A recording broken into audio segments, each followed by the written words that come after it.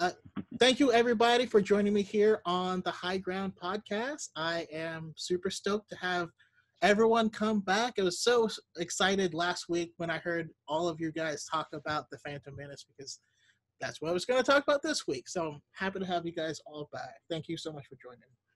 Good to be back. Thank you for the invite.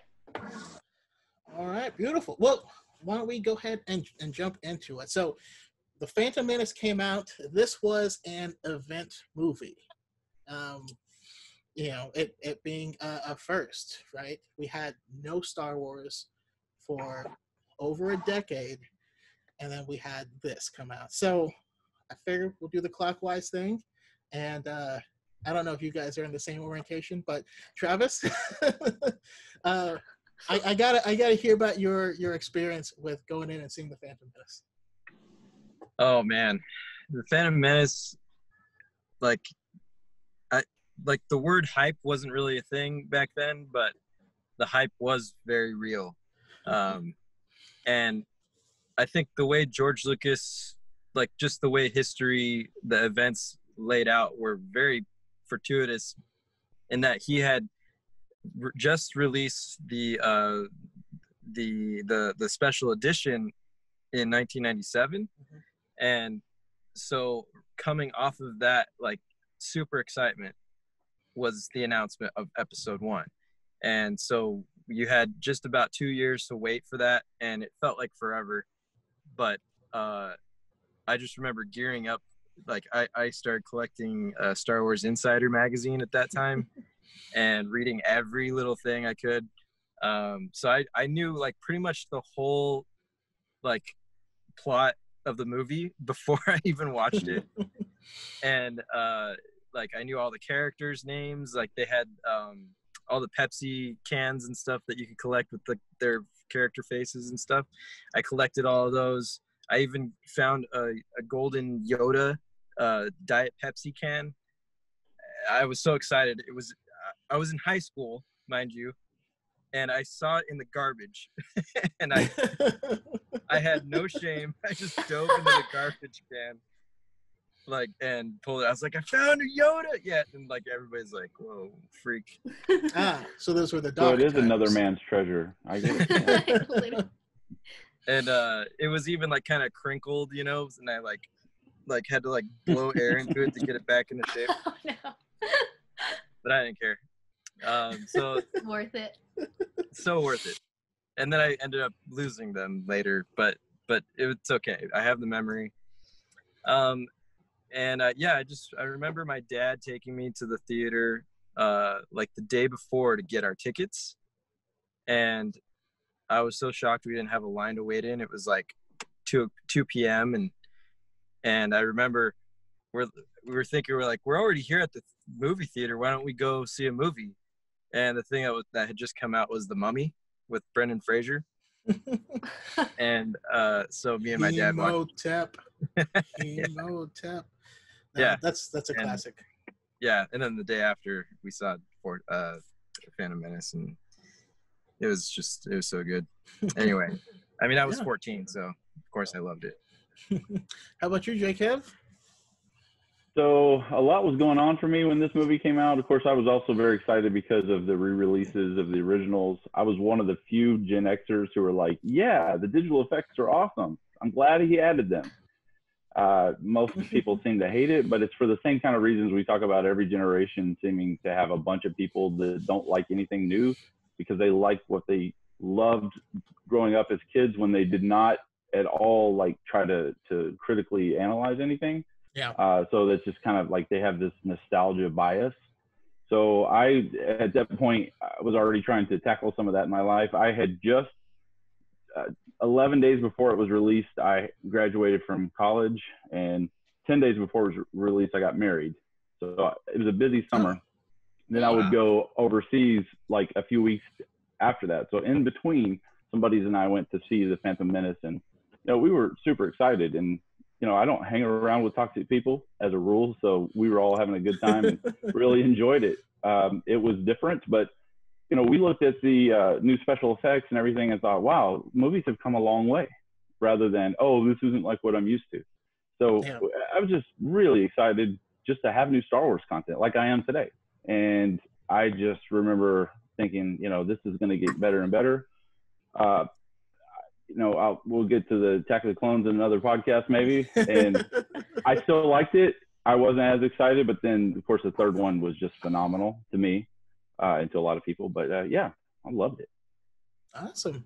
Shaylee? Well, I was 2 when it came out, so I don't remember the first time I saw it, but I do know that I loved it growing up. I don't remember. Yeah, I don't have like a set like this is the first time I saw it. I was too young, but I did try to watch it. I've watched it for some reason. I've watched The Phantom Menace like 5 times since the quarantine started. I don't know why. It's one of those that I could watch over and over. But I did try to like put myself in the mentality of somebody who had only seen the originals, like going to the theaters to see the prequels for the first time. And like I know that I would probably be like, this is so different. But I would be very excited because like it's like a good different in my opinion.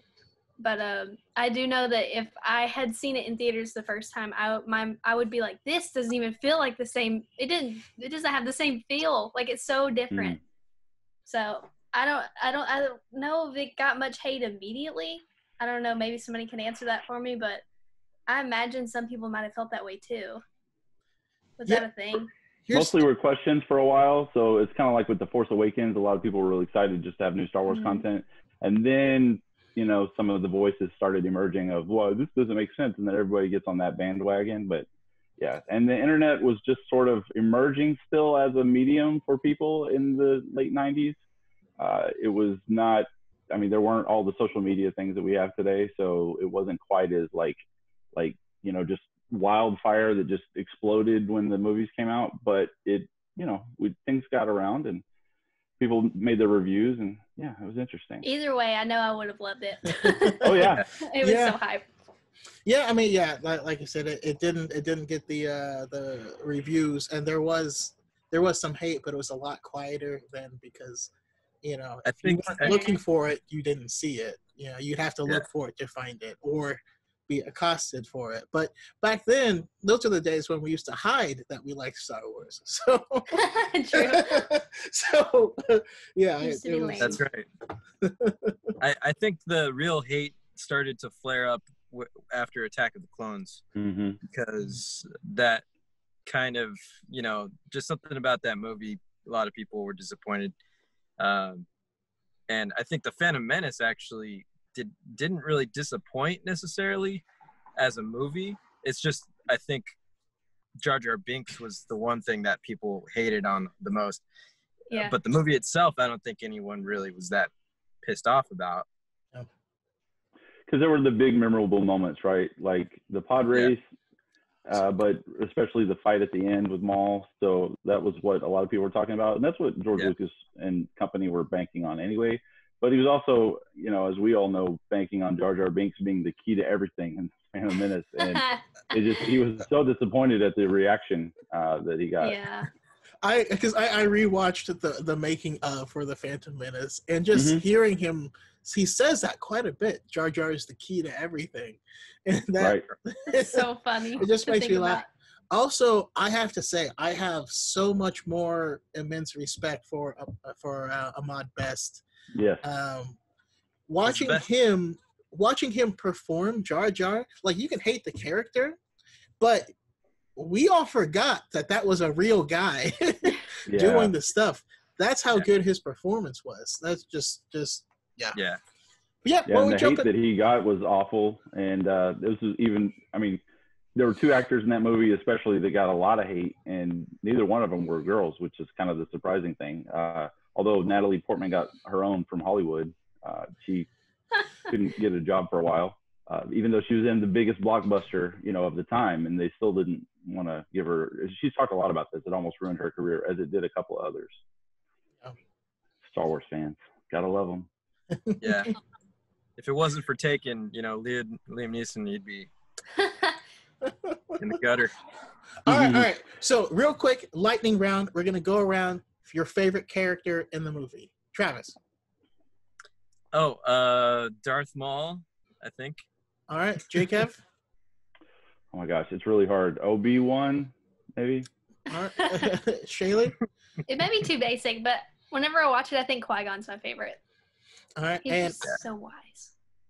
obviously the man, the myth, the legend, Boss Nass is mine. Just Oh, Oh, yeah. God. You Houston, suck. Houston. No, I actually I love Liam Neeson's performance in the movie myself. I think he added the gravitas behind it. Yeah. But yeah, we'll jump to like the movie starts, and then boom, we actually get to see Jedi in their prime for the first time ever.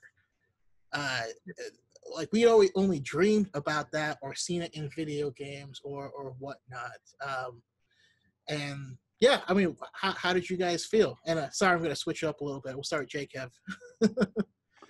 So that was really exciting. It was kind of a little bit different of a beginning than some of the other films that just started off with, just explosions and everything, but then it got to it pretty quickly on a smaller scale because they were trying to build up, which was great. But to see the two Jedi, of course, yeah, I'll get into more of what I think about like protagonist and antagonist stuff later probably, but it was just fun to finally see the beginning, like with so much anticipation. So it didn't disappoint me. Yeah, and then also, sorry to do a switch on you, but why don't we just talk about the whole kind of beginning portion, right? We have the Jedi landing. We get to see them for the first time.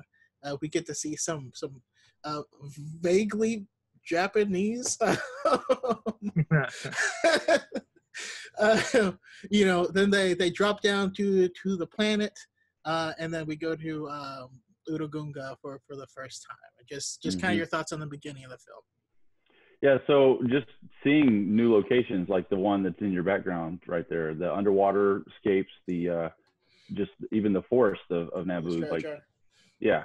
I had a video where I was putting like a censored mark right there as he's swimming away, but it was just really exciting to see something so new. And even though there's a lot of story beats that hit as like rhymes to the originals, as George Lucas would say, and it still added a lot of new elements and new places we'd never seen before, even though we always end up at a desert planet. But it was great. I really loved that whole beginning sequence and just kind of setting up like, where's this going? But anybody who had really paid attention to the originals and grew up with them like I did, you saw, okay, you already knew who the Phantom Menace was. It was beginning to be pretty clear. You start to see Palpatine and you're like, yeah, okay, I see the game he's playing a little bit, but it was just interesting to see how it unfolded. So still built up a lot of anticipation for me.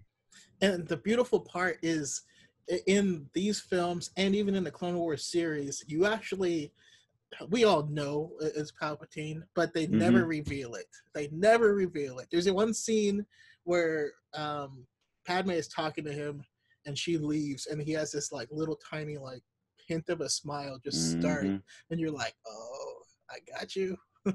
Ian McKellen did such a good job. Yeah. Shaylee?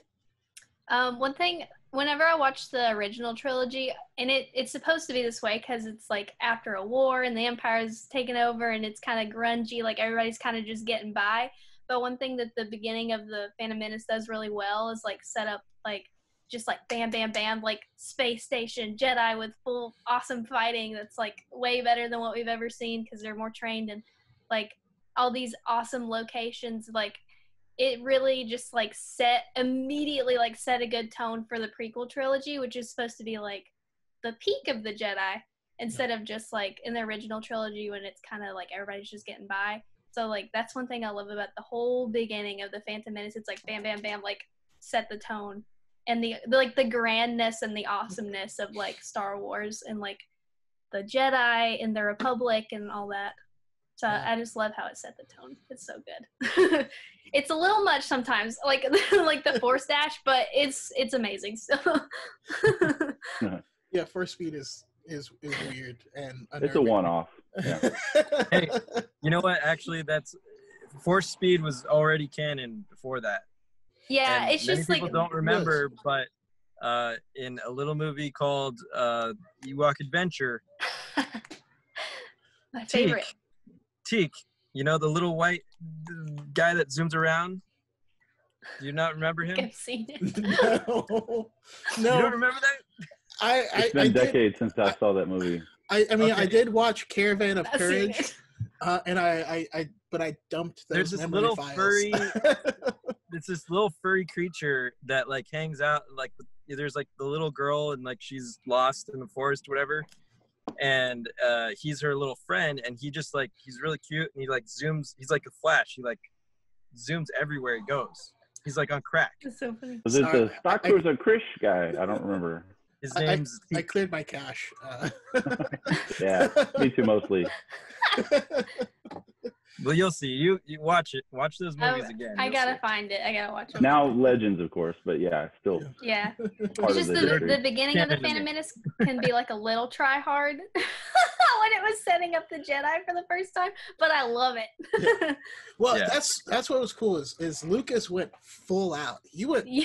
full Lucas, and didn't hold back. I mean, we got introduced to like within the first 5 minutes.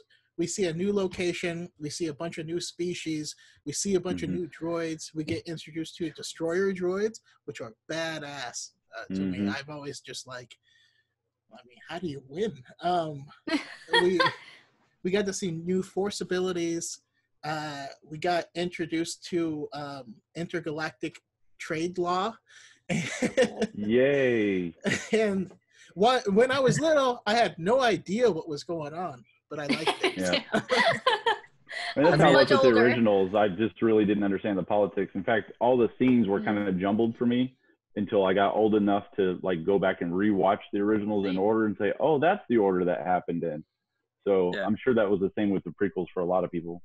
Yeah, same Yeah. here. And but I can't complain because the negotiations were short. That's right. We You're got right a about lot one of thing, Master. I love that line too. a lot of meme fuel. Yeah, but Travis, the beginning, your thoughts? Oh, well, Shaylee actually echoed some of my thoughts from the last podcast we did about the prequels. How, I just love the way they set up the Jedi. That's what we were expecting to see, like Jedi in their prime, and we saw all these new Force abilities we'd never seen before. And the part that really blew my mind was seeing a lightsaber actually melting through like a 3-foot thick door. Like I never thought They're still coming About- through. This is impossible. Yeah, and Yes. like I never had imagined that there was that much power, in a lightsaber. And so that was really cool to see. But just everything about the way that segment or that sequence was set up is very subtle. You have their spacecraft landing in that Federation ship, and it's like you don't expect action necessarily. They're Jedi, but they're going there peacefully. But then when everything just breaks up, falls apart basically, and you're just thrust into the action. I really enjoyed that, and you get lore. You get this conversation between Qui-Gon and Obi-Wan, setting up their relationship immediately, and how he trusts the Force, the living Force, and you get a lot of stuff just right in that first 5 minutes. How'd you guys feel about Amidala first time you saw her, and just kind of freeform? Speak out. Any thoughts on I thought the Amidala? reveal was very interesting. How it was. Do you mean before we knew Padme was Amidala? Before we knew, we just because okay. we see their little Skype call. Right, Yeah. right. Yeah, that was interesting. It was kind of robotic, but I kind of understood, like, she was in like this whole getup and she was trying to be very formal, so that part never really bothered me. I thought it was interesting to see somebody, because we see a princess in the originals, but we don't. I mean, she's the closest we get to some kind of like, high up figure, and she's mostly in the trenches, in the garbage chute and everything else. So to see this very proper queen was very interesting to me. Yeah, and then we find out. I just finished the Queen's Peril book, and it's also in the Queen's Shadow, but the reason for the voice is that they had to all be interchangeable. So she couldn't speak with her natural voice because it would be clear that it's this person's natural and they are mimicking it. So they all decided it'd be better if they all mimicked the same voice. Right. And it also was very even keel so that she wouldn't let on what she was thinking at certain times. So she had to keep perfectly still. Also, the headdress. 14-year-old. Yeah, the headdress was a pain to put on as well. So she had to keep still so she didn't fall over. That's actually a thing. One of the handmaidens remade a lot of her stuff to make it lighter and more breathable. Awesome book. Yeah, and also her she followed in the tradition of that, you know, Leia in at least in A New Hope had kind of a British accent, and she's an American actress, you know, so it follows in that same footsteps for a few lines, right? And then she kind of let it go, but she was trying to be proper. Stench. Yeah. And I was brought on board. but yeah, so Pat, like what's her name, the actress, she's American, but that Amidala is completely, even though it's a fake voice like you're saying, it's British. Plus practically they had to lower her voice a little bit so that you couldn't tell her from Keira Knightley. Although I think they dubbed her over Keira's. I mean, I don't know that for a fact. I need to go back and watch that part of the commentary, but it just sounds like the same voice to me, and I have a thing for voices, so I think they did a pretty good job of masking it. I think they did a great job casting, because both those actresses, Natalie Portman and Keira Knightley, at least at 14, they did look very similar and speak very similar. And Sofia Coppola. That movie, to this day, this movie is the reason, to this day, I get Natalie Portman and Keira Knightley mixed up. If you put two pictures up of them next to each other, I get them mixed up every time. I'm like, that one's Keira Knightley. And they're like, that's Natalie Portman, Shelley. Like, yeah. It's the band Menace's fault. Pirates of the Caribbean. Favorite Natalie. Yeah. I was just thinking they should interchange for each other still. Like, that would be interesting. Like, if she didn't want to be, you know, Lady Thor all of a sudden, well, Keira Knightley's got a job. Perfect. Yeah, well, why don't we go and jump to kind of towards the middle, right? So, you know, the guys, they land on the planet, get back together. You know, they have to flee the planet. They outrun the blockade, and we get introduced to R2D2. We find out he's been chilling here this whole time, and just like, I don't know. I'm kind of curious, like, does he have a backstory that predates the Phantom Menace? I don't know. I mean, he was the only one that fixed the ship. But yeah, we go from there into Tatooine, meeting Anakin, the pod race, and the first Maul fight. Any of those jump out? We'll start with Shaylee. Yeah, the pod race obviously is just chef's kiss. I think at the time I thought it was boring, like as a kid. And then as you get older and watch it, I enjoyed it more, which I feel like should be backwards.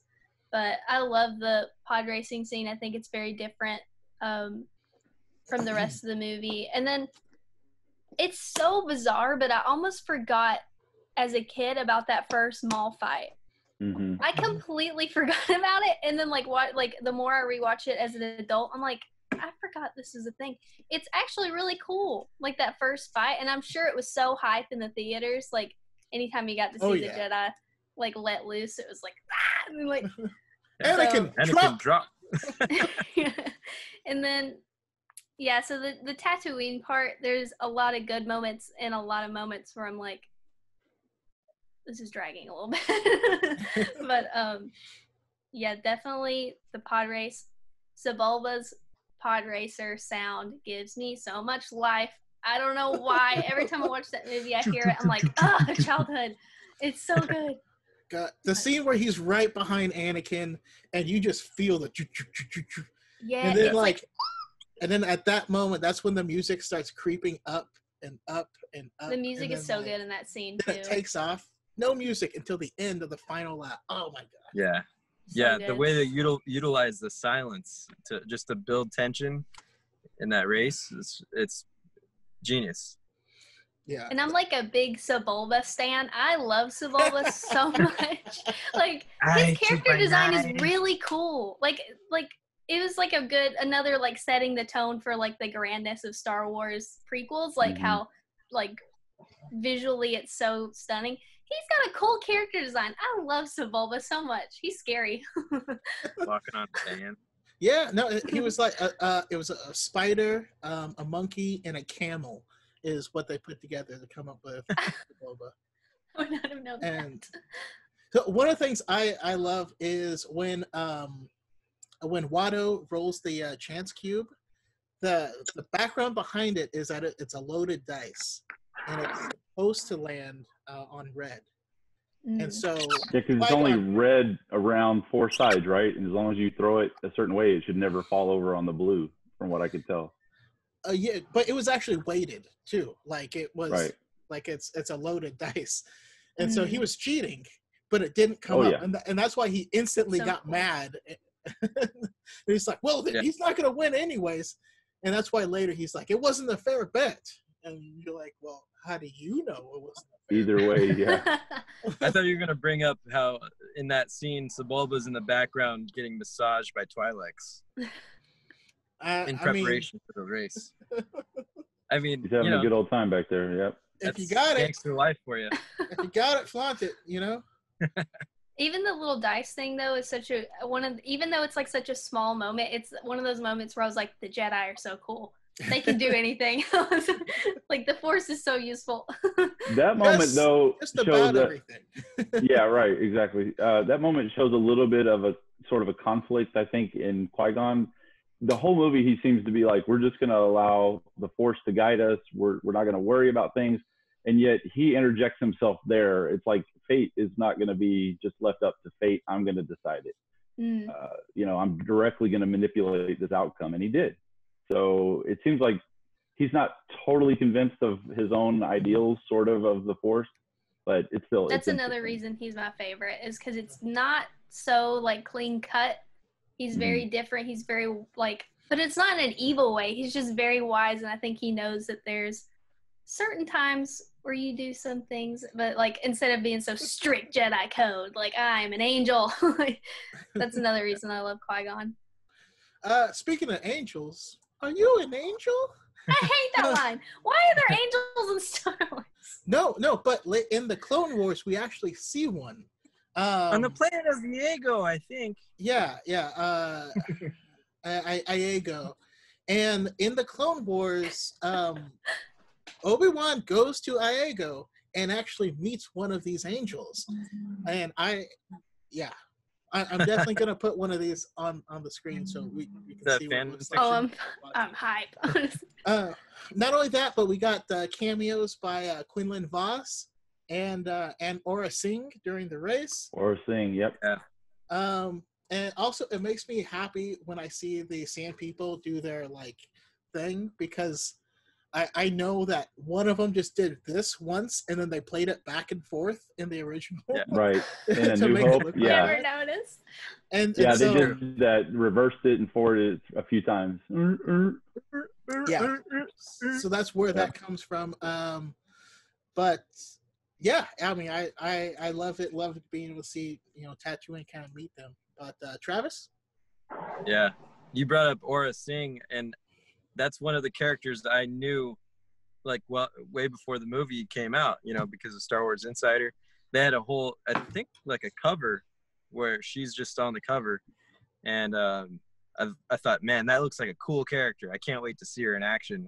And you just see her for like 2 seconds in the pod race. But that's, that's Star Wars for you. Well, it shows you the depth, how much they really care about all these people.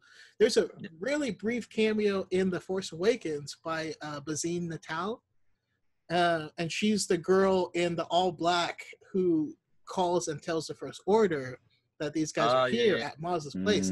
But there's a whole short story on her, and she's awesome. Yeah, I have that book. Yeah. So intertwined. Moving Target? Or no, that's Princess Leia. Moving Target's Princess Leia. Yeah, but that's a good one. That's a good character. yeah. So the pod race. I brought this up again in the other podcast, but that whole race is kind of George Lucas's homage to Ben-Hur. I don't know if you've ever seen Ben-Hur, but that is like a epic, legendary race, and I knew that kind of when I was a kid. I knew I'd never seen Ben-Hur, but I read about it, and just the feeling of watching that in the theater with 5.1 whatever THX surround, it was just the most amazing experience that I'll never forget. And to this day, I think it's one of my favorite Star Wars moments of all time. Yeah. Just not only for the special effects and the sound design, but the fact that it's like so meaningful. It's like a pivotal moment for the galaxy, and it's this. I love when movies do that, where it like leads to an event, and this event is just so pivotal, and it's all surrounding the chosen one, Anakin, and how we always knew that he was a pilot, but it's taking the form of a pod racer pilot at the very beginning, and so for some people who were angry and thinking like, oh, he's just a kid and he does like, how does he have force abilities and all this? I don't know. There's a lot of people who are mad about that, but I think it's all I've never heard anyone mad about that for him, but that's a whole different topic. Well, I mean, I do love though at the end of the race we get all this feeling of triumph and hopefulness, and then the movie's not over. There's a lot. But Kev? Yeah, so Anakin's really the hero of the second act. Of course, that's pretty much when we meet him, right, in the second act. But he has this whole like mini hero's journey just right there, where he wants to help. He has to go through this thing, and then he hasn't ever, achieved this thing, but he's going to do it this time. They're all sure of it. And that all aside, the homage to Ben-Hur and the chariot races, I think, is amazing. And it functions in the story in a way that it just shows that Anakin at 9 years old is already very clever. He's very quick and quick-witted and able to, just take any kind of situation and turn it around. He is an amazing pilot, at least of speeders at the time. I mean, Naboo starfighters is another thing, but still, I accepted all of it because he's the protagonist. It's a space wizard story, and it was cool. So I like the pod race for the function in the story. I think it made Anakin a lot more interesting, and I love the celebration that he has. Even the little, the awkward high five that didn't happen, between his friends. Yeah. And the worst one in film history, but still fun because that's real life to me. Life. Right. And then Greedo was his friend. Right. Yeah. All these different characters. It's just interesting, that whole midsection of the story. That's kind of the time we get introduced to Maul. That's the time we get introduced to Anakin, and then we start to see. Well, there's a line that Obi-Wan gives that I think is hilarious, and I can't quote exactly, but he's talking to Qui-Gon. He's like, if we don't get these parts, we could be stuck here for a very long time. And I'm thinking about, how he was there for almost 2 decades, right? Yeah. And so I did a video on that where I've got those juxtaposed as like a long time, the older Obi-Wan. I love those little callbacks and sort of now, foreshadowings and stuff that these movies did. So a lot of fun. Plus that Obi-Wan line, why do I get the feeling we picked up another pathetic life form? Pathetic life form, yes. Obi-Wan's kind of a dick. Okay. Oh yeah, he's real sassy. I like him a lot. All right, awesome. So, we're there we finish the race, right? We do the little fight, and then they're zooming on their way to Coruscant, which to me, this blew my mind because I watch a special edition Return of the Jedi, and I'm watching the celebrations. And in the special edition, these movies hadn't come out, but they show celebrations in Coruscant and in Naboo. I'm like, I don't know what these are, but I'm excited. Yeah. But it was cool, getting to see Coruscant for the first time, and that's where we first see, or first introduced to Palpatine. And Ian McDermott's acting is so subtle and wonderful that I don't know, I just love him. I already mentioned his little tiny like half smile. Like I don't even know how you act like you think about smiling, but you don't do it. I don't know. But that's also where we get introduced to the Jedi Council. And if you saw it in theaters, Yoda was disgusting. Oh, awful. Oh God. I've seen clips. We were all thinking in his voice, like, I describe it as like drugged up and like half beaten leprechaun. Like if you ever seen those like 80s leprechaun movies, like that's what it looked like. Puppet Yoda is why you don't do meth, kids. I was gonna say this is Kermit on crack. Yeah. But yeah, we got to So meet good. them for the first time and watch their process and finding out he's too old. He's a little kid, but he's too old. And and if you remember, Yoda is the one that doesn't want him trained.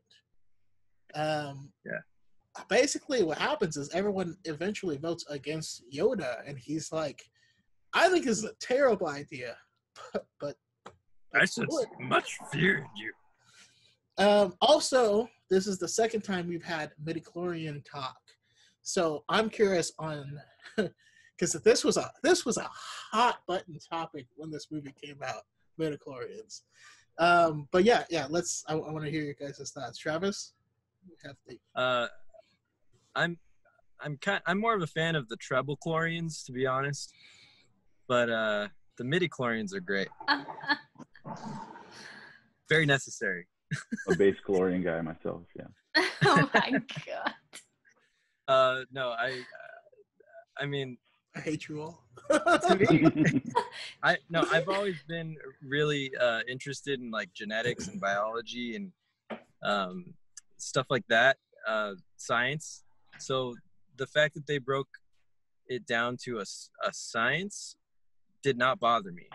I know it bothered a lot of other people, but I think as far as the way I see it, there are more than one points of view, like Obi-Wan would say. It's from a certain point of view. These midichlorians do have a factor in your force abilities, but it's not the only factor. Not everything.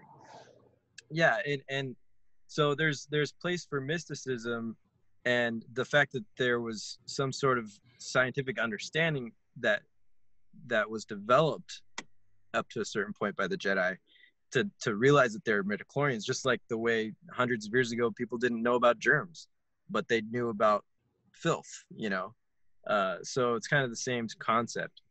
At least that's how I rationalized it, and I think it's cool. I thought it was a cool concept.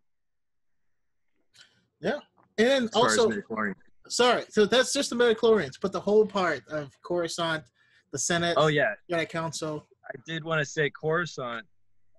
It was amazing to see Coruscant for the first time because, well, the first time we saw it it was in the books, and I had read a lot of the Young Jedi Knights books, and I was really into kind of that up to that point. But also, I don't know if you ever played Star Wars Monopoly, but it's great, and it existed in the 90s before, when Star Wars was just coming back. That was when Coruscant has to be Boardwalk. It is, yeah, it is, and I would play that constantly with my friends. So I knew about Coruscant, and I knew how great of a place, how like literally great it was, a planet-wide city. So that was really interesting to me. But then seeing the Jedi Temple that's on Coruscant, I thought that was kind of weird, to be honest. Like, a temple in the middle of a big city. Like it's kind of like a juxtaposition of like these peace, like the Jedi are a peace-loving kind of like monks. You know, you would expect them to live in a beautiful organic kind of surrounding, like secluded a little bit, maybe. Yeah, and the seat of power. And I think that's a message that means something. Right. So that was something that really was intriguing to me, and then you really do see as the prequels progress that power play is very intrinsic to the story and intrinsic to the downfall of the Jedi, which is it's fascinating. Yeah. And Jacob? So it's interesting you're talking about how the temple seemed a little off and everything. Just the introduction to the Jedi Council, you really see a bunch of arrogant, a-holes, really. And that's not what we kind of expected. And I don't think that's the way some people think about them now. And then when Luke Skywalker in The Last Jedi basically calls them out for what they were with their hubris, he uses that word, I think, at least twice. He's accurate. Like, that's one way of looking at how they were acting. Even Yoda was a little highfalutin, I think. Like, it's just a little too much. And that arrogance kind of let them fall. Anyway, back to the midichlorians, which was your question. The whole section of the rabbit movie. hole is great. Yeah. So I appreciated what George Lucas was trying to do with the fact that everything doesn't seem like it's this post-apocalyptic kind of world, like dystopian future that we see in A New Hope. It's the height of society, and so of course the sciences and things, technology is obviously a lot better. So it made sense that there was some explanation. I still think that the word choice was a little weird because it's like it kind of explained away the mysticism of the Force. But the fact that they existed didn't bother me. And actually, I have a theory on this, and I need to investigate a little more. 2 years before that movie came out, I think it was 1997, in Dragon Ball Z, okay? They're talking about Goku's power level, and it's over 9,000, that whole meme. Yes. The lead up to that scene, he's like, what is his power level? It's over 9,000. Well, the same thing with Anakin. What's his midichlorian count? It's over 20,000. Like, it seems like George Lucas got in his head a way, hey, there's this cultural thing of how we can explain someone's power level with science and why he's so OP. It's because he has this high midichlorian count. We'll just make up this number. That's my theory. It seems to work if you think about it in the cultural context. So anyway, that's it didn't bother me. I actually think it functions in the story, but the fact that we leave it alone also doesn't bother me. Like, it's not really brought up again. So I think its existence is being problematic is the point, is that they thought they could tell this person is the chosen one because of this. And that's not how the Force works, as Han so eloquently put it. I love that line. Yeah, I mean, do you have more thoughts on that whole section, the whole Coruscant area? Yeah, just now looking at it through the lens of like Clone Wars Season 7, where Ahsoka starts to see really the life on Coruscant beyond just what we see in the movies and how everything's, so clean and perfect, and except, when they're trying on to the top level, blow up senators. Yeah.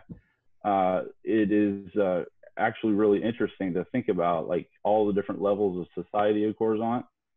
But we don't really see that in the movie, although you kind of get a hint at that if you know anything about how, society works and cultures and things work. But yeah, that section was interesting. And then the whole debate on the chosen one and whether he should be trained. Everybody likes to hate on Mace Windu. Is like, bring him before us. He's like, no, he will not be trained. Just that swagger that only Sam Jackson can provide to a role like that, I thought was amazing. But yeah, it's just interesting to see that, like, the faith of Qui-Gon Jinn versus the hubris of the council.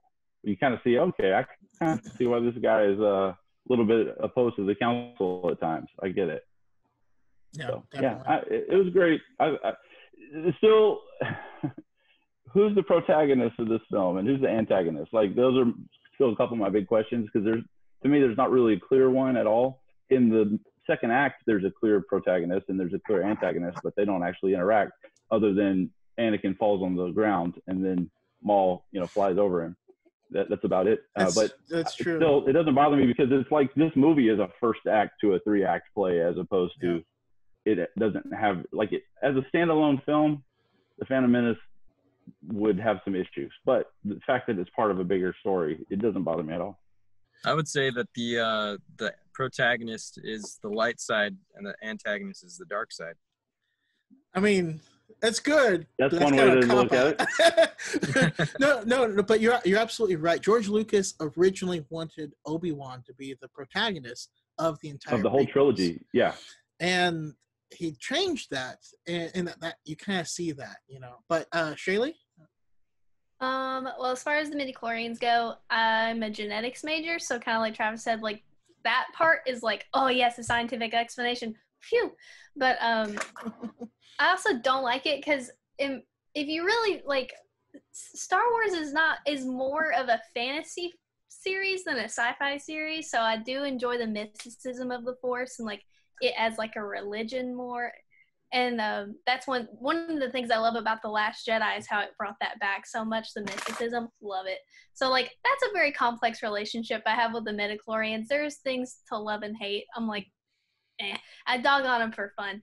But, and then Coruscant is, of course, awesome. And it's so funny when you see the Jedi Council as a kid, because when I was growing up, I was like, the Jedi Council can do no wrong. I love them. And, like, I thought they were so cool. And then I get older, and that's one of the perks I think I got experiencing it as somebody who grew up with it already there is like I can see my mindset change. So like I thought they were perfect in the Phantom Menace. I was like, well, they're so wise.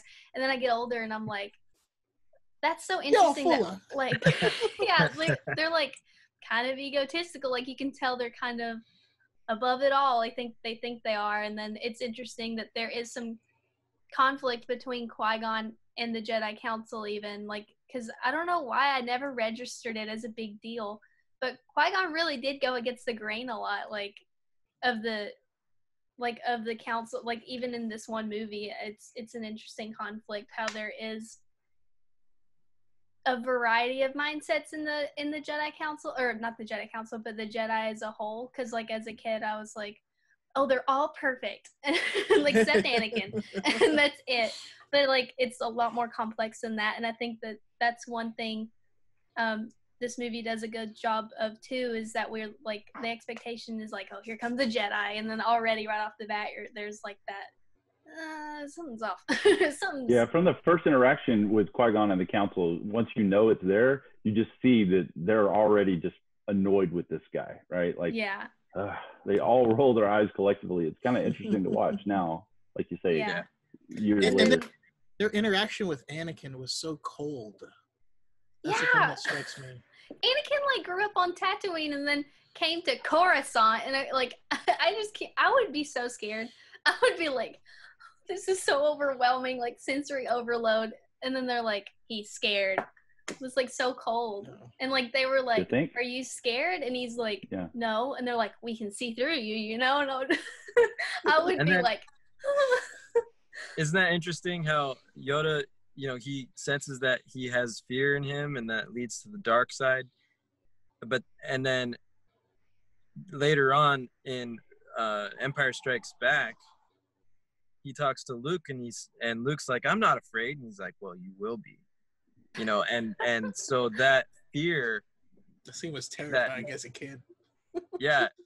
and it's like the fear is what leads to the dark side. And so even then Yoda was trying to warn Luke, not to give into that. And this is a precursor to that.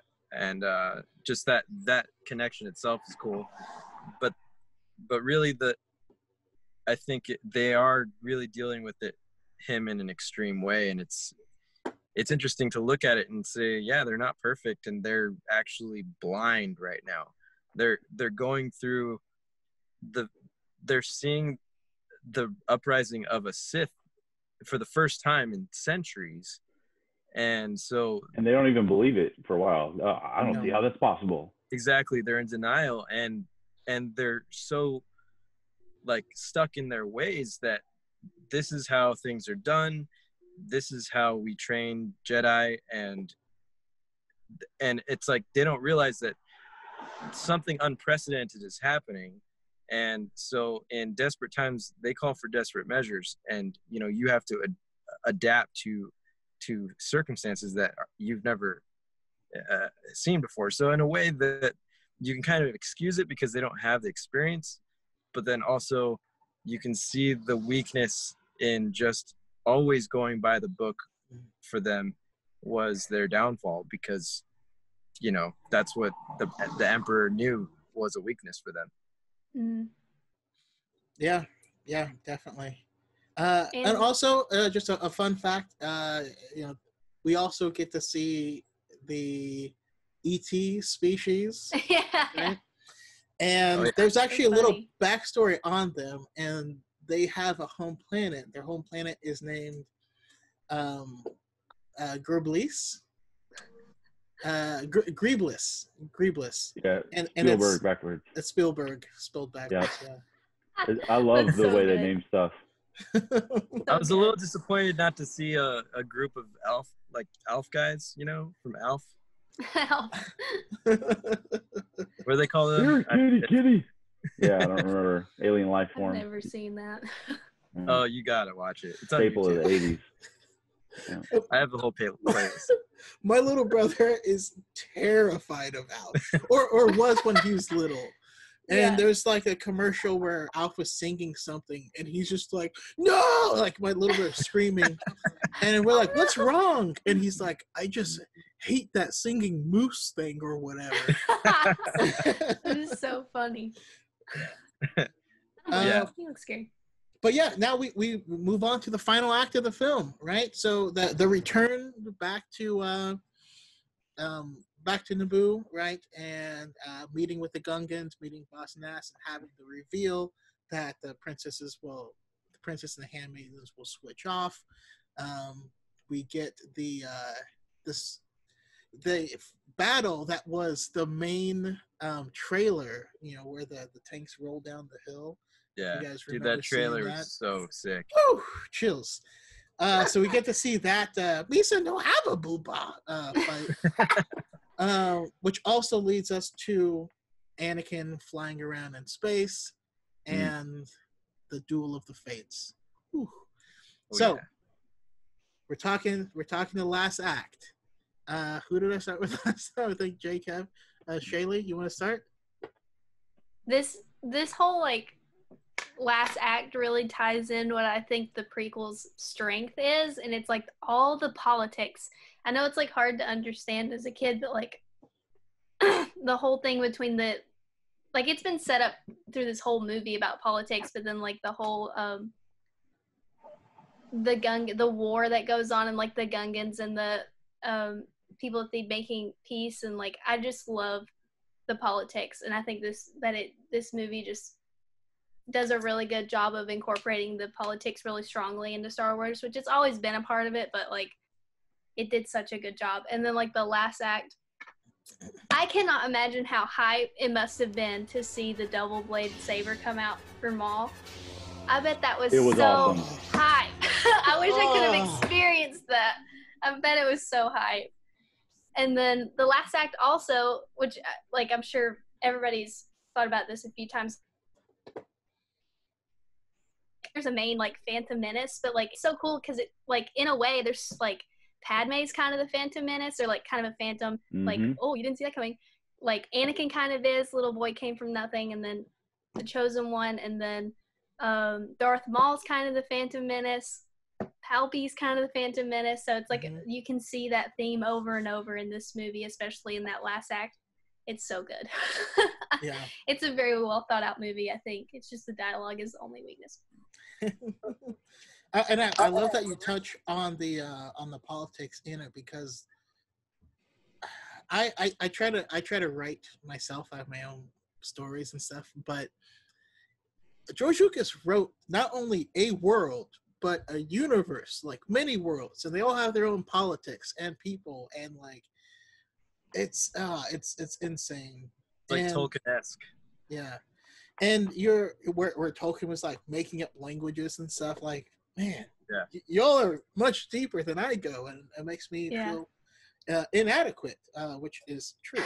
But but yeah, the Padme reveal again, like you said, where the Phantom Menace was everyone. I mean, we know who the true Phantom Menace of the entire series is, but it has so many different meanings that it's insane. And that's why I specifically said the Duel of the Fates instead of the mall fight, because Duel of the Fates also has such a deep meaning where it's a duel over the fate of Anakin's life and what's going to happen. You know, had Qui-Gon survived, what a different way he would have grown up with someone that was actually raised by a father and not a brother.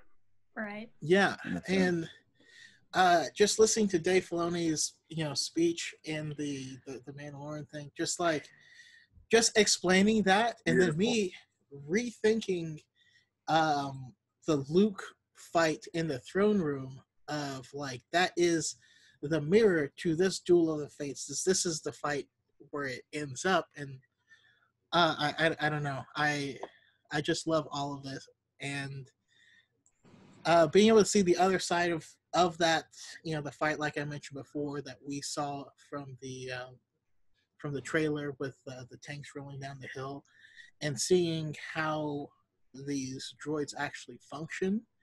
When the tanks stop and the thing comes out and they start dropping rows That and was rows epic. and rows of them, and you're like, oh, one of these is stupid, but there's a lot of them, and this could be a big problem. Like, I loved it. And I think, I don't know, after rewatching this movie, it's actually moving up on my list. I love it. It's moving up on my list this time. Yeah. Rewatching it today, there was one little moment that I talked about the politics tied together really well in this last act, and it's when Palpatine, like at the very end, like he walks after everything's like settled. He walks so gung ho, and he's like so happy looking, and it's like it's because that he knows his plan is falling into place like perfectly, and he's just like. And just how he walked, like, cracked me up. It's like, dang, just that smug. evil man. He's like, and he goes, "We'll be watching your career with great interest," or something to Anakin. Like, I was like, "You, yes, you will." I need an adult. Yeah. But also that celebration music at the end, where they're like, and then I love it. If you take that music and put it in a minor key and drop it a couple of octaves, that's the Spooky. So good, so well thought out. Yeah, it's awesome. And I was just Travis, go ahead. John Williams' music for this movie, especially in the Gungan and droid battle scene, is just some of the best Star Wars music we've ever gotten. It's and I mean, you can hear it's like it's just epic, and it sets the tone. And like now that I'm talking, I can't even think it anymore. But like a minute ago, I was thinking the music. But yeah, I love that whole section of music. That I just I recommend everyone like listen to that, because you kind of don't think about it until you think about it. Yeah. Mm. And I mean, half the story is the music. It's just so good. It So really good. carries the rest of the film. All of It's the films. Yeah. And I maintain that this film, I have this. This film had the greatest sound design until The Last Jedi. I think The Last Jedi actually beats it in sound design myself. But sound design wise, Phantom Menace is incredible. I say it's top. I don't agree that Last Jedi is better, but that's okay. We can disagree on. No, the scenes where they had their force connection and like the sound was sucked out of the room, and like Yeah. they're talking. Oh, It is And- great. anyways, but Travis, yeah, go on with the whole last act. Okay, so all right, so starting off, we have the reveal that Padme is not Amidala, or that she has a decoy, and that showing of humility to the Gungans, allowing them to have peaceful relations and then gain their army to fight together, like that was like a beautiful moment, I think, and really like a teaching lesson, like a morality that we learned from that movie, that, you know, making friends is, even though you may be enemies, it's sometimes it's just because you don't understand each other, and it takes humility sometimes to really recognize that and then make amends and try to get on the same page. So that was something that our heroine in Queen Amidala, she takes the lead in that. And so I thought, I thought that was really cool. My phone's in low power mode right now, so I'm sorry about that. So then moving on to the Duel of the Fates, yeah, that it's just so epic, and you see them fighting in a way that's never been done before. Once again, the music. I mean, I don't know. I can go on and on, but really, like that moment when Obi-Wan is stuck behind the force field and unable to go and fight with Qui-Gon, and watching Qui-Gon die before his eyes. That is such a brilliant scene, because I mean that with the action and just the buildup of that tension, and you have that moment where Darth Maul is like pacing back and forth like a lion, you know, just waiting, and it's just so nail biting and like perfect. And then you have the gut wrenching, no, you know, when his father basically is being killed in front of him. I just remember feeling Extreme so belly button piercing is what I like to call it. Yeah, and to this day, every time I watch it, I still feel all of those emotions, and it never really gets old. It's a beautifully made scene, and just some of the best acting I've ever seen. The choreography, it's just, you know, I think it gets so much unfair attacks on you know, the prequels in general for their acting and all of that, but it really is undeserved when you watch the Duel of the Fates in particular. But yeah, you know, I'll stop there. I agree. Jacob? So in terms of the acting, I think the acting is a little uneven, but it's partly because like this scene in Duel of the Fates is so phenomenal that it makes some of the other acting look a little bit, you know, subpar in comparison. But still, you compare it to other sci-fi movies, and it's like, yeah, this movie's pretty good.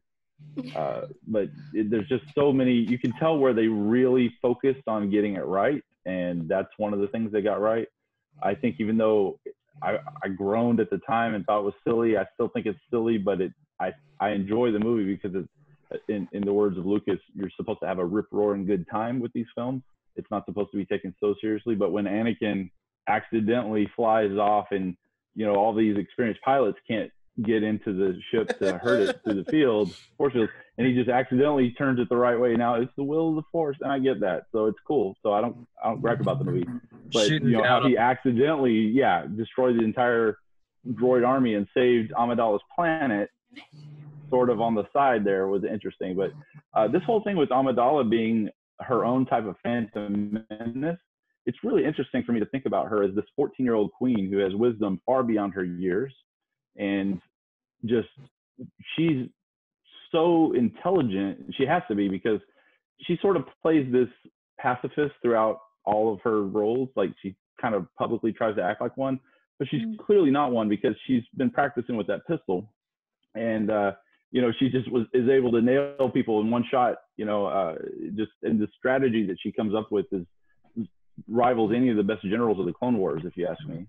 And it's believable. Like, I love that there was this strong female protagonist, even though she's sort of a side character. She still, in many ways, was one of multiple protagonists in this film, and didn't get a lot of the hate, I think, from the crowd that now, does that with some of the newer female protagonists, because they grew up with her being like that. And so it didn't really, they just don't see her that way. They see her as this person they always knew as one of their people. But if you think about it, like, one thing it could have been even better for me is if there was some explainer, even a throwaway line of why she was suddenly this great markswoman, is that a word?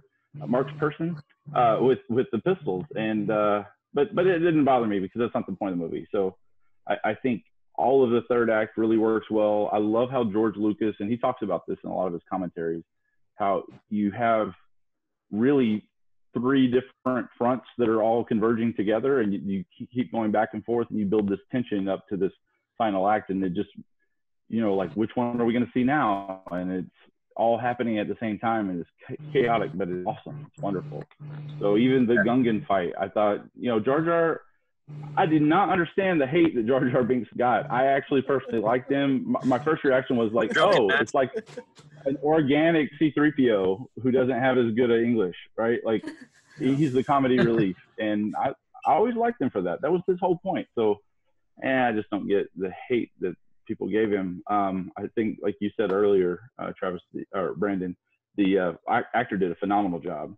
When you watch him in these behind the scenes things and just think, oh, this is amazing. Like, he helped bring this to life. He's a true There's just pro. so much about the end of this movie that I really love. And even to the last scene where there are these little side conversations going on at Qui-Gon's funeral between, you've got Yoda and Mace talking, and then you've got, Obi-Wan and Anakin once he's, got the buzz cut. And then the celebration, I think, is fantastic. Like, that's one of the things I put in what I love about the Phantom Menace video, is this celebration at the end, and how there's this peace, but then you've got the menace right there, in the audience, and then everybody else who's but then you got the Anakin with the smirk to Amidala, and it's just, it gives me chills just thinking about kind of how that all came together. And I don't need it to all be explained. It's and the orb. movie. Well, you gotta say though, the balls on Palpatine to show up to the Jedi funeral, just like, oh yeah, man. Well, and the fact that he continuously underestimated Amidala, but yet he always was still 2 steps ahead of her. Like, even when she did not go according, multiple times in this movie alone, she sort of confounded his plans, but his plans were so airtight that it didn't matter. He still was able to weasel his way up to becoming the Supreme Chancellor. Yeah. Now, I will say that the book Queen's Peril, it's so good. It actually explains all of this. Like, the whole second half of the movie is the backstory in that book, told from Padme and the Handmaiden, like from before the Jedi arrived to them leaving the planet and going to Tatooine, leaving 2 handmaidens behind, and what happens to those handmaidens. One of them getting tortured for information and all this stuff. That's all part of the book. I can't recommend it enough. I actually wish I can get an all like female panel to read it, and I want to talk to it with them, because there's some stuff that I know goes over my head. But I'd like one to more think thing. that Go ahead, Travis. that Captain Panaka taught her to shoot a pistol. he did. Yeah, That was part of the there you go. training. they And one of the definitely had a Padme, close relationship. Yeah. and so like in the book it talks about how one of the girls is actually a forger. She just happens to look like her, and she was kicked out of the academy and all this stuff, but she knows how to forge stuff. And so the chair that's in the throne room, she created a replica of that chair that allowed them to build in the guns and stuff like that, which was Panaka's idea. But there's like bunch of little like nuggets like that in that book that are just quite satisfying. Mm. But sorry, Shaylee, your thoughts on this third act? Did I start with her? Yeah, you I started think with me. I can't remember. Kevin had I something do have to a say. question about Oh. that. So, there's that scene when, this droid is to be commended, R2D2, Padme, go clean up the droid. And she kind of, the duplicate, right? Like the stand-in was like, oh, go ahead and go clean up the droid. I was like, is it because she enjoys it? Because now I'm thinking about the way people look at the misogynistic like dishwasher comments and stuff. I'm sorry, Shaylee, for all the men that are idiots like that. Like, she just goes and does this thing while her stand-in is conducting business. Like, maybe they already had a plan. I don't know what's going on there. That seemed a little weird to me. Unless she just likes her alone time. Maybe it's a hobby. I don't know. I Why think did she she was pick the very actual committed queen? to that. No, you're right, man. I But can't if you think recommend about that it, book it's part enough. of the deception, right? Like, for at least in the movie, like if you think about it, oh, okay, we didn't know she was really the queen, which I loved the reveal. I didn't say that enough earlier. Like when she says, "I am Queen Amidala," and even Qui-Gon and Obi-Wan are looking at each other like, how the hell did we not know this? Right? Like, even Qui-Gon had she been even sassy deceives to them. her. Right. Well, the queen would not approve. Well, the queen I doesn't don't need to know. I don't approve. Yeah. I love it. But in that book as well, there's a ton of sassy scenes, like when Sio Bibble sends them the message, like, "Oh, you must contact me," and then Obi-Wan busts in there and he's like, "It's a trick. Send no reply." In the book, they're all like, "Duh!" Like we're not dumb. Like we all get it. But somebody must have sent a reply, because the very next scene you see, that's where we get introduced. Well, Maul first talks, and almost only time he talks in the movie. And he's like, so the trace worked. Like, I guess somehow sending the message gave him the trace, because I'll watch those back to back again. It's like, somebody still must have snuck out a message or something, because suddenly he knows that they're on Tatooine. Yeah. Mm. That's true. But yeah, I mean, this has been awesome. I've got like a ton of new little nuggets of information. Oh, one last thing. Rewatching the information, rewatching the movie,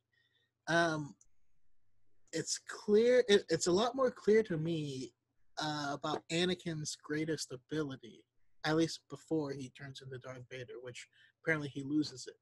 And it's to see the future through his dreams. And as you watch it, you'll hear him mention his dreams several times, and they're all true.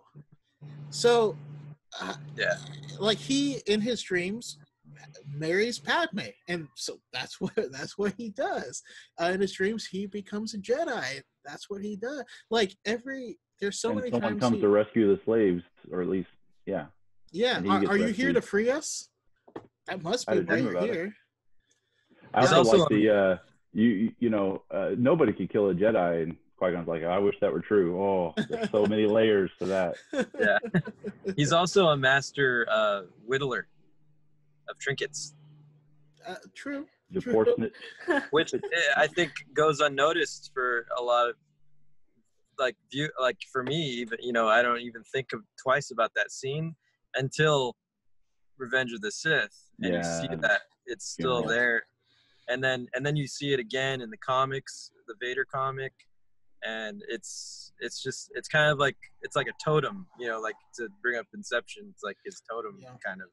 For some reason, the murder kind of outweighs the whittling a little bit. But you whittle it down to that. Wow, nice. All right, so we've covered the whole movie. Just want to go around and get your guys' final thoughts. I mean, now that we have all 9 movies, does this change anything? Does it add anything? Just kind of final thoughts. Travis? Yeah, now that we have the full saga, I mean, I can see how, the Force really is the main character of the whole, like, it's the Skywalker saga, but the Force is a character in itself, and all these events like in the Phantom Menace that happen, like Qui-Gon, his philosophy is, the Force is what guides us, and it really determines our fate in a way. And so when you see Anakin, that it was no coincidence that they ran into him. And then in the end, when all of those coincidences happen, where he happened to be in the starship, and then like, I don't know what's going on, I'll try to override it, and then ends up like blowing I'll up. try spinning. That's a good trick. That's a good trick. Yeah, like all those things, like, obviously the Force is working through Anakin, and then all of those seemingly random and fortuitous events are actually, as we learn in Rogue One, are not fortuitous events. They're not coincidences. It's the Force that is actually moving these things. Like in Rogue One, we'll talk about this in that Rogue One episode, I guess, but all the individual characters survive just long enough to complete a task that will eventually lead to victory, and the Force is behind all of that, as Chirrut Emwe would say. The Force is with me, I'm with the Force. So we see that as a thread all the way through episode 1 and through episode 9, that the Force is really it's this impersonal force, energy. power, energy that binds us. But it really, it not only does it seek balance, but it seeks virtue, and these things aren't random, And so I think that's a really it's just, as a whole, it's a beautiful, it's Star Wars, gotta love it. Perfect. And JK, closing thoughts. I know you gotta go. I'm sorry for keeping you, but no worries.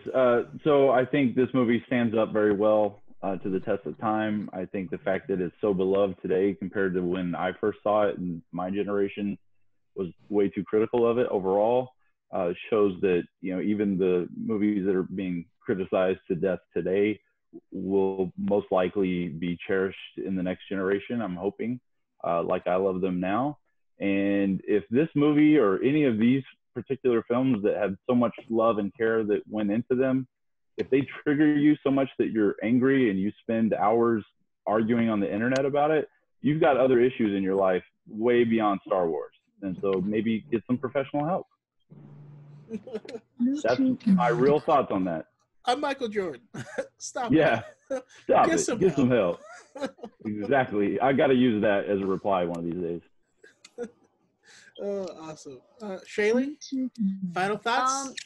2 final thoughts. First of all, this movie, watching it again and everything, reminds me of one of my most controversial Star Wars opinions, is that I don't mind that Palpatine came back. Like, a lot of people didn't like Palpatine coming back in the new movies now that we have all 9. Do I wish it had been set up earlier? Absolutely. But I did not mind it.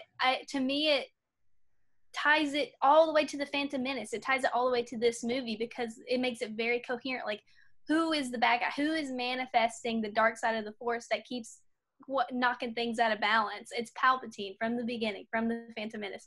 So this movie reminded me that I actually don't at all mind that he came back. I just wish it had been set up better. So that's one, like, rewatching this, one of my favorite things from rewatching it was about Palpatine and how, like, man, just from the beginning, from the Phantom Menace, he is just, like, he's so evil. And then also, I made a TikTok about this right before this, so everybody needs to go watch it because it was like, but this movie, watching it today, reminded me of, like, how everything in Star Wars comes full circle. So, like, there's, like, just this one little detail scene I noticed. I never noticed it before. Other people might have. And it's when Obi-Wan apologizes to Qui-Gon. And it is, like, a mirror of when Anakin apologizes to Obi-Wan. It's like it came full circle. Everybody needs to go watch that TikTok. Everybody needs to watch those 2 scenes because it is so beautiful. Like, Star Wars is, like, rewatching this movie today reminded me, like, how, like, it could just be, like, space wizards, space monks with laser swords, but, like, it is like got It's so so much like much more. poetry. It's so well thought out, so good. So everybody needs to rewatch that scene where Obi-Wan apologizes to Qui-Gon and the one where Anakin apologizes to Obi-Wan, because it is like the same formula, and it's like so heart-wrenching. But those are my closing thoughts. Palpatine in that scene. Ooh, I love this movie. And for me, one of the things that stands out to me is it's trying to figure out exactly like what should a Jedi be and do. You know, was the Council right? Like we know they weren't right, but is Qui-Gon right? We see Qui-Gon do some shady stuff there himself. Obi-Wan, on the other hand, he is kind of exists as the best of both worlds. And in this movie, you know, we see Qui-Gon die, and we know these Jedi aren't supposed to have attachments, but the way that he loves and cradles Qui-Gon as Qui-Gon's dying is something that's beautiful. But we also see him cradle Satine the same exact way later on when she's dying at the hands of Maul as well. And then when he kills Maul, he cradles Maul. Yep. He That's holds right. Maul in the same way. So he doesn't have the attachment, but he still has love for each and every person. And I think ultimately the largest message of this movie is it's one of my favorites. It's you can tell the measure of a person by how they treat people who can't benefit them in some way. And I think that's the whole purpose of this movie. They run into Jar Jar. Can Jar Jar benefit their life in any way that they know when they meet him? No, he's a train wreck. But because they befriend him, they get all of the youngins on their side. Is befriending this random handmaiden, necessary? No, but that was the queen, and they just didn't know it. Is taking care of droids and stuff necessary? No, but that's like the whole point of Star Wars, and it's just this love that's permeates, that's like principled, and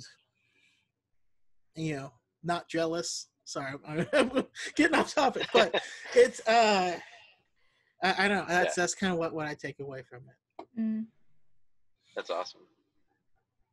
But awesome. Well, thank you guys so much for joining me.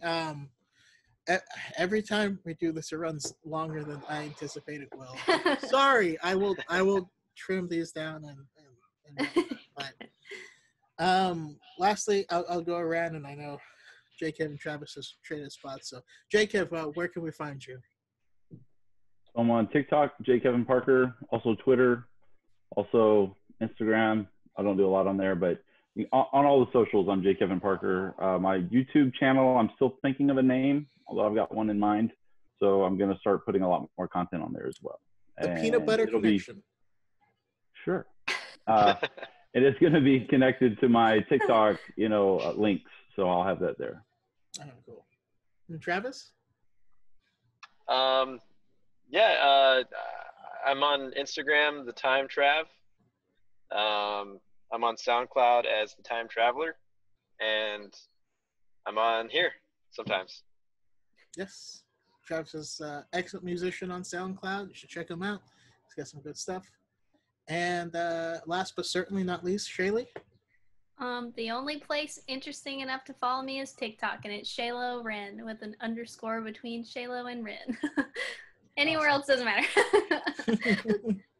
And again, I will put everyone's links and stuff down in the bio or description field or whatever. But thank you guys for joining me.